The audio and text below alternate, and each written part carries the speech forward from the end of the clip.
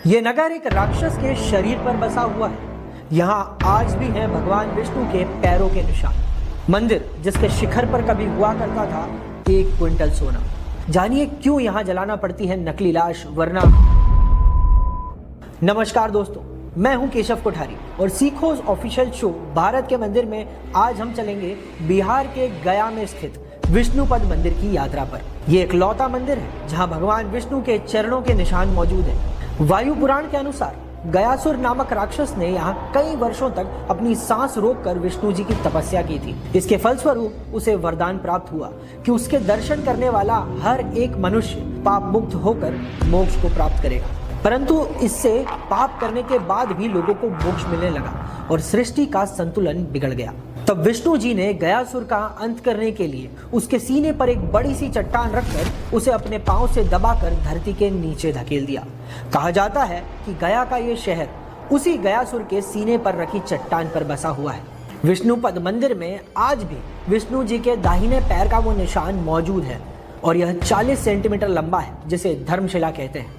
मान्यता है कि इसके दर्शन मात्र से विष्णु जी के चरण स्पर्श का लाभ और मोक्ष प्राप्ति का मार्ग मिलता है। मरने से पहले गयासुर ने विष्णु जी से प्रार्थना की थी कि उसे हमेशा भोजन मिलता रहे। तब विष्णु जी ने उसे प्रतिदिन एक मुंड यानी एक लाश और एक चावल का पिंड मिलने का वरदान दिया था।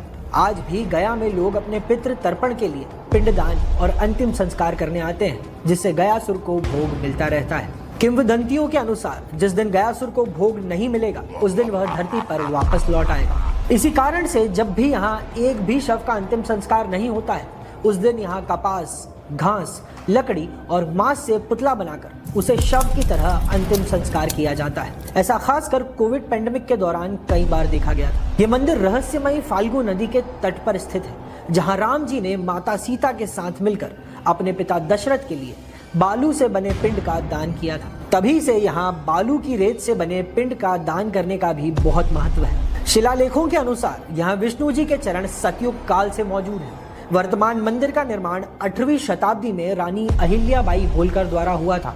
तब मंदिर के शिखर पर 50 किलो सोने का कलश और 50 किलो सोने का ध्वज था। साथ ही मंदिर के गर्भगृह में 50 किलो चांदी का छत्र और 50 किलो चांदी के अष्टफल पर विष्णु जी की चरण पादुकाएं भी स्थापित की गई थी। श्राद्ध पक्ष में देश भर से भक्त यहाँ आकर अपने पूर्वजों का पिंडदान करके उनके मोक्ष के लिए प्रार्थना करने आते हैं और आपको भी आना चाहिए। भारत के मंदिरों के आज के एपिसोड में इतना ही। अगर आपको ये